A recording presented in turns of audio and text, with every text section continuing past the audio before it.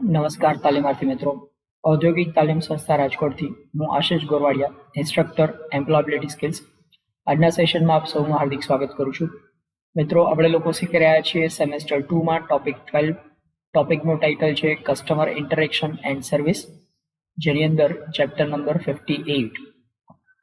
ચેપ્ટરનું title છે customer service and greeting the customer.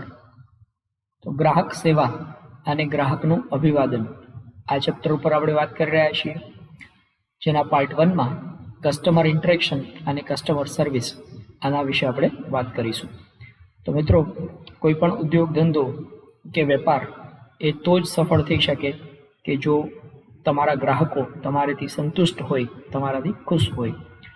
તો ગ્રાહકોને ખુશ કરવા માટે, ગ્રાહકોને સંતુષ્ટ કરવા માટે ગ્રાહક સેવા અને ગ્રાહકનું અભિવાદન આ ખૂબ જ અગત્યની ભૂમિકા ભજવે છે.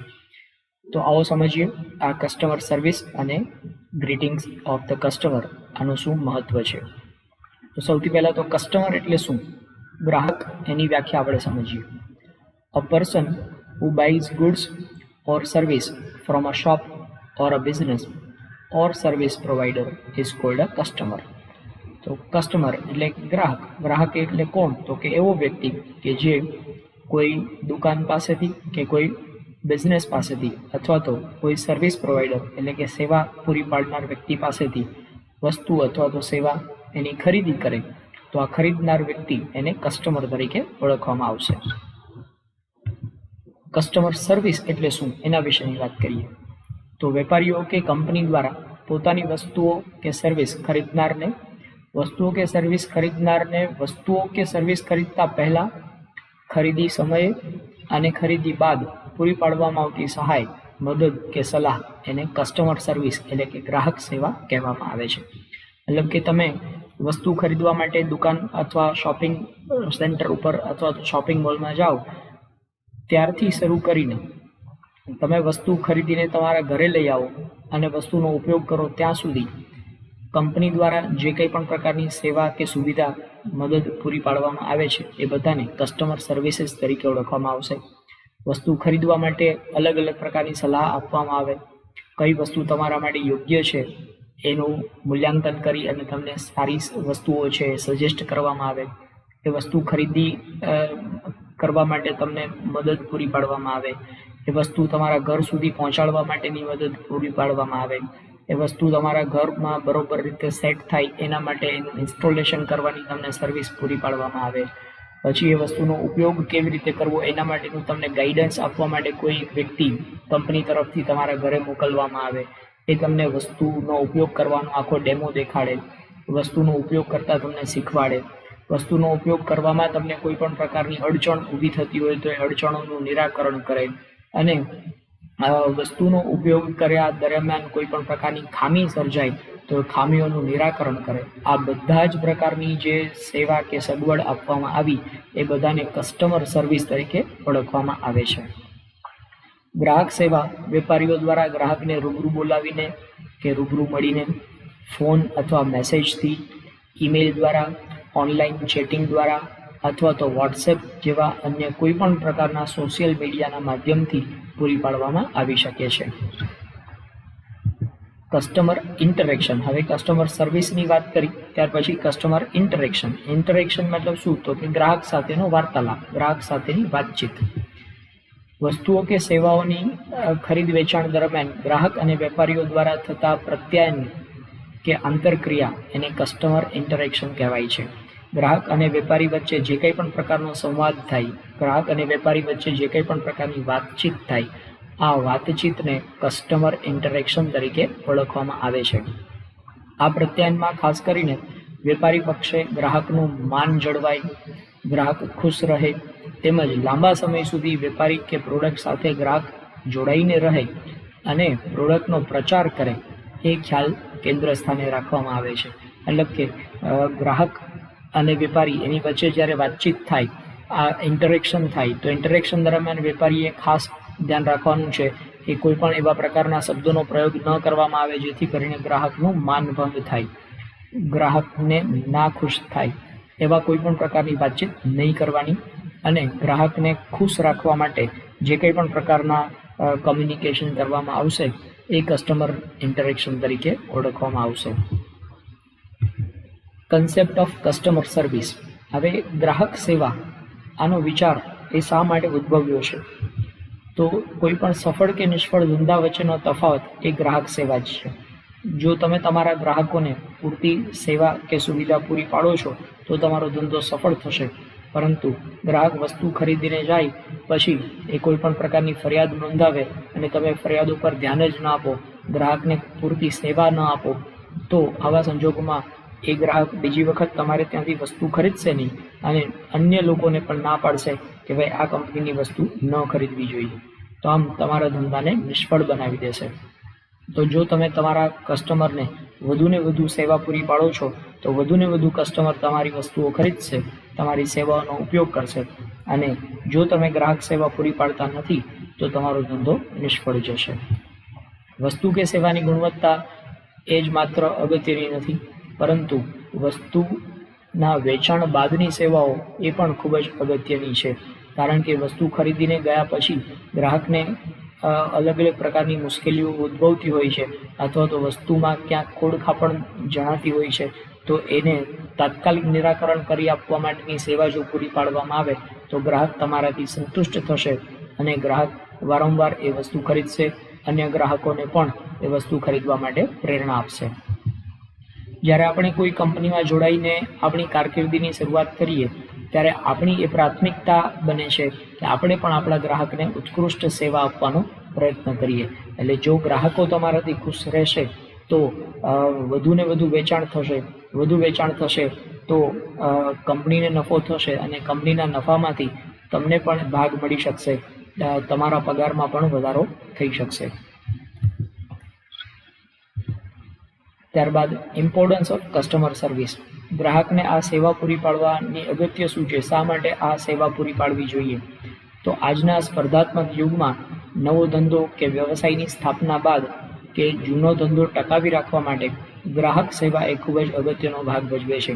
આપણે આગળ વાત કરીએ પ્રમાણે કે જો ગ્રાહકો તમારાથી સંતુષ્ટ હશે તો જ તમારો ધંધો સફળતાપૂર્વક ચાલી શકશે. એટલે ગ્રાહકને સંતુષ્ટ રાખવા માટે કસ્ટમર સર્વિસ એ ખૂબ જ અગત્યનું છે. જો તમે તમારા ગ્રાહકોની જરૂરિયાત, અપેક્ષાઓ કે સગવડતાઓને સંતોષવામાં નિષ્ફળ નીવડશો તો તમારો વ્યવસાય કે વ્યાપાર લાંબા સમય સુધી ચાલશે નહીં. ગ્રાહકમાં વિશ્વાસ ઊભો કરવો અને વિશ્વાસને ટકાવી રાખવો એના માટે વસ્તુની ગુણવત્તા તો ઉત્કૃષ્ટ હોવી જ જોઈએ.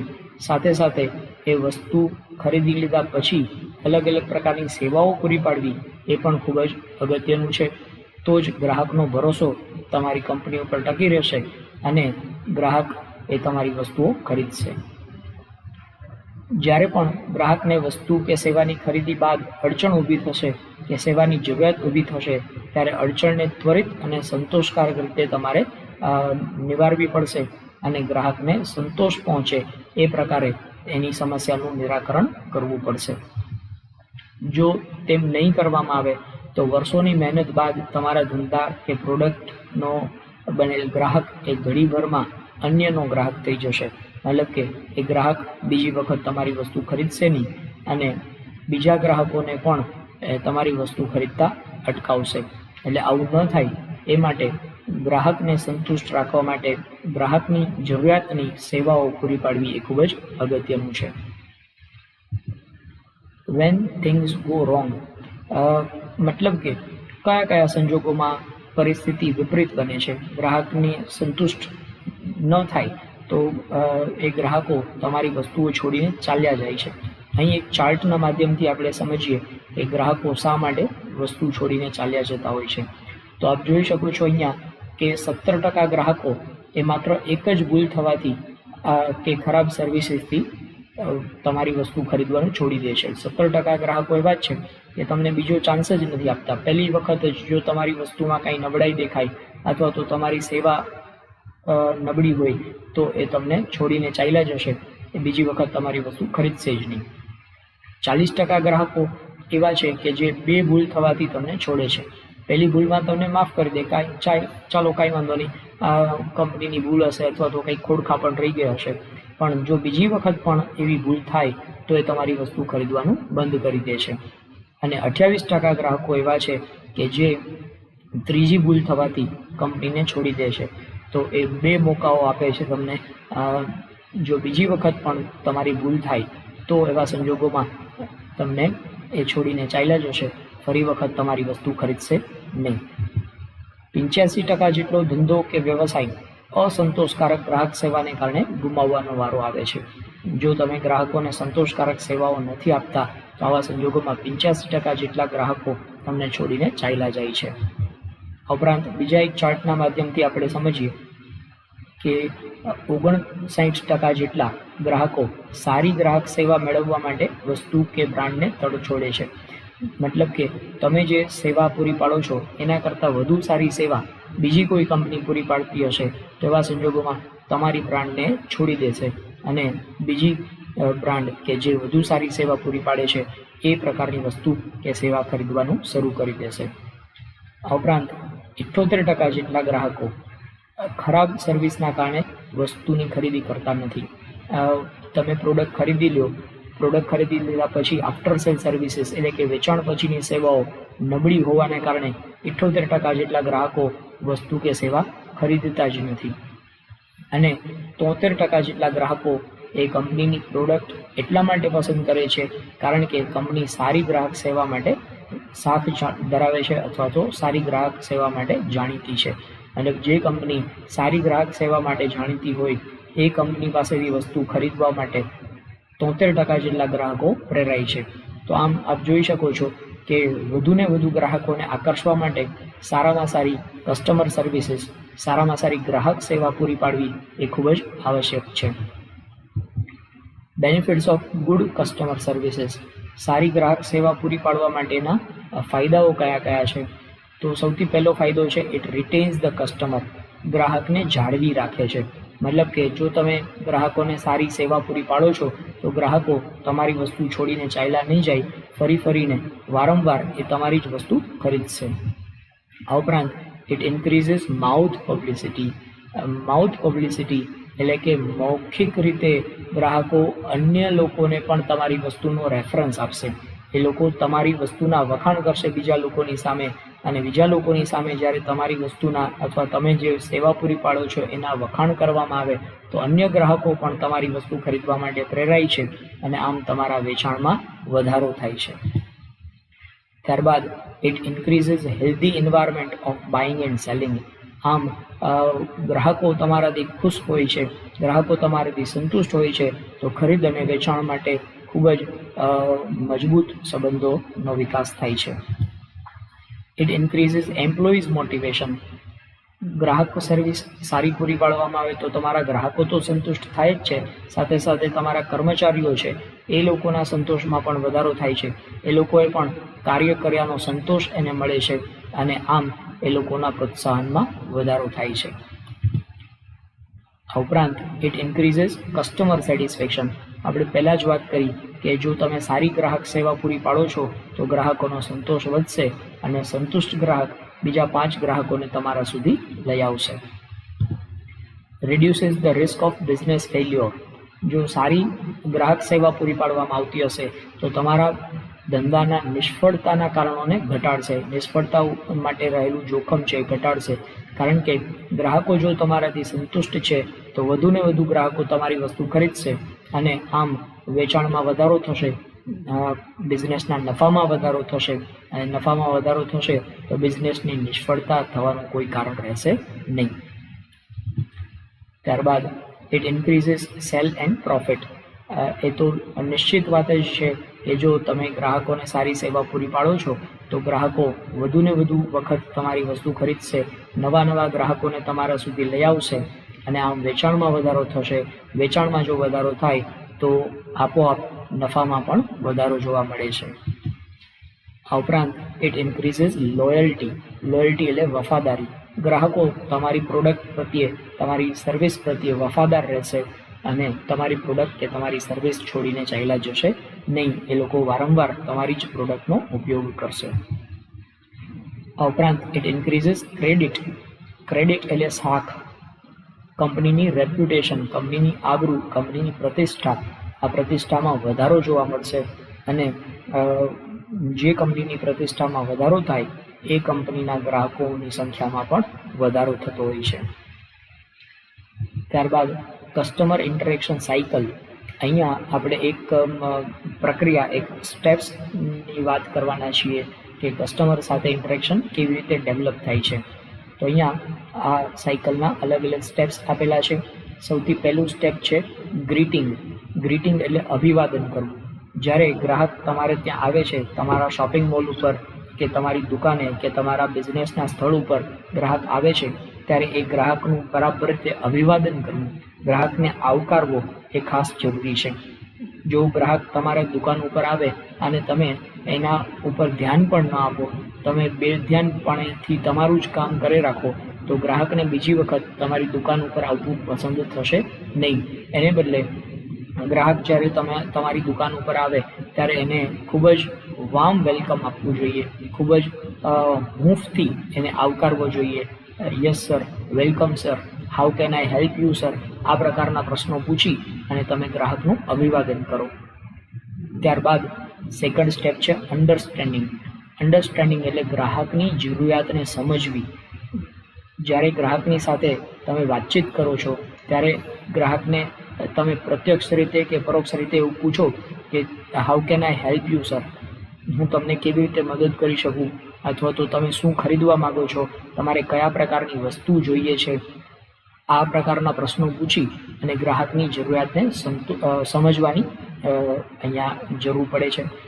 ગ્રાહકની જરૂરિયાત સમજાઈ જાય ત્યારબાદ નેક્સ્ટ સ્ટેપ છે એગ્રીંગ. એટલે ગ્રાહકની જે જરૂરિયાત છે એ જરૂરિયાત પ્રમાણેની વસ્તુ તમે એને દેખાડશો અને ગ્રાહક એ વસ્તુ ઉપર એગ્રી થશે, સહમત થશે કે હા, આ વસ્તુ મારી જરૂરિયાત સંતોષી શકશે, મને જે પ્રકારની વસ્તુની જરૂર છે એ જ વસ્તુ આ છે. આમ ગ્રાહક એ વસ્તુ સાથે સહમત થશે. તો એગ્રીંગનું સ્ટેપ કમ્પ્લીટ થાય એટલે ગ્રાહક વસ્તુની ખરીદી કરવા માટે તૈયાર થઈ ગયો છે એમ આપણને ખબર પડશે. ત્યારબાદ નેક્સ્ટ છે ડિલિવરિંગ. હવે ગ્રાહકે જે વસ્તુ પસંદ કરી છે, જે વસ્તુ એ ખરીદવા માંગે છે, એ વસ્તુ તમે એને ડિલિવર કરી આપો, એ વસ્તુ તમે એને પહોંચાડી દો, એના ઘર સુધી પહોંચાડી દો, અથવા તો એનું બરાબર પેકિંગ કરી અને એને સુપરત કરો. ડિલિવરિંગ કર્યા પછી નેક્સ્ટ સ્ટેપ આવે છે ક્લોઝિંગ.